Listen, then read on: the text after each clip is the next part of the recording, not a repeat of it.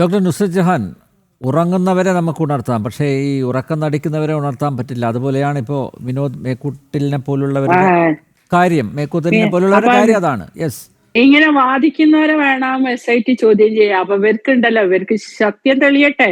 ഇവര് പറയുന്നത് സത്യമല്ലേ, ഇവര് പോയി ഇത് കൊടുക്കട്ടെ പോലീസിൽ. ചാനലിൽ പറയുന്നതിനേക്കാളും നല്ല പോലീസിൽ റിപ്പോർട്ട് ചെയ്യണല്ലേ. ഇത് കമ്മിറ്റി ഉണ്ടാക്കി വന്ന് റിപ്പോർട്ട് ചെയ്ത് ചാനലിൽ വന്ന് വെല്ലുവിളിച്ചു പോയ പിന്നെ മനാഫ് എന്താ ചെയ്ത് SIT ചോദ്യം ചെയ്ത് കഴിഞ്ഞപ്പോ വന്ന ഇന്റർവ്യൂ എന്താണ്? സുജാത ഭട്ട് മാനസിക രോഗിയാണ്, കളവ് പറഞ്ഞാണ്, മറ്റേയാള് കളവ് പറഞ്ഞാണ്, ഇതൊക്കെയല്ലേ പറഞ്ഞത്. സത്യം ജയിക്കാൻ നടക്കുന്നവന് സത്യത്തിന്റെ കൂടെ നിൽക്കണം അവസാനം വരെ. എന്തിനു പേടിക്കണേ?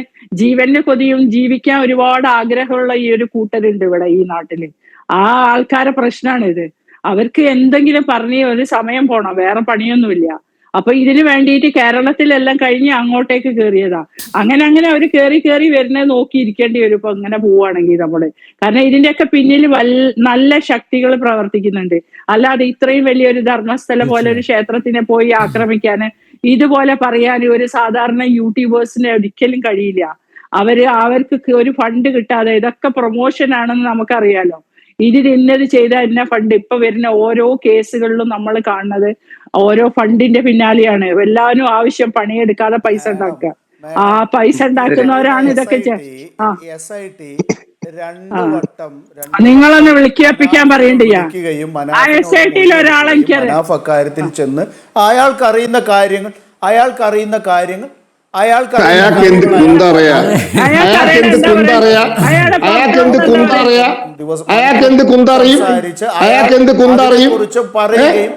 അവിടെ പോയി തല്ലും വാങ്ങി വന്നല്ലേ? ആ ഷിരൂർ പോയി തല്ലും വാങ്ങി വന്നല്ലേ?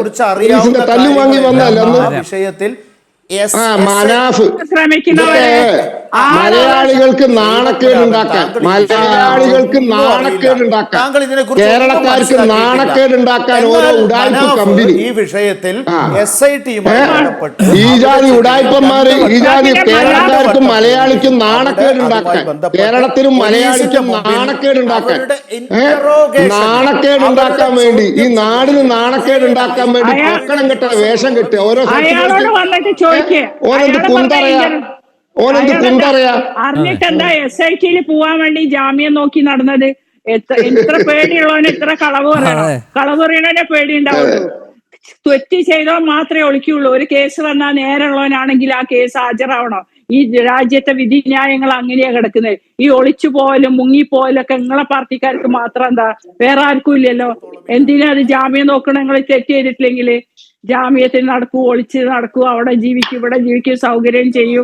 ഇതൊക്കെ ചെയ്യണ കളവ് പറയുന്നോണ്ടാണ്. എന്നിട്ട് ലൈവ് വീഡിയോ ഇടുക.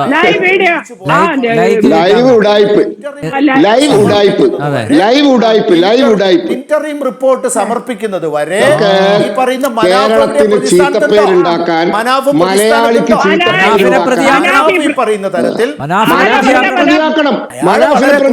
മുതൽ തന്നെ ബന്ധമുള്ള ഒരാളാണ് മനാഫ്. ഈ കേസിൽ പ്രതിയാക്കണം. ഈ കേസിൽ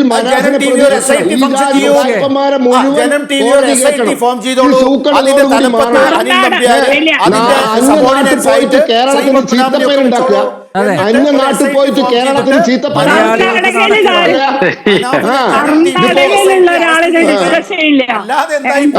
അവർക്ക് വേറെ പണിയുണ്ടെന്ന്, കർണാടകക്കാർക്ക് വേറെ പണിയുണ്ടെന്ന്,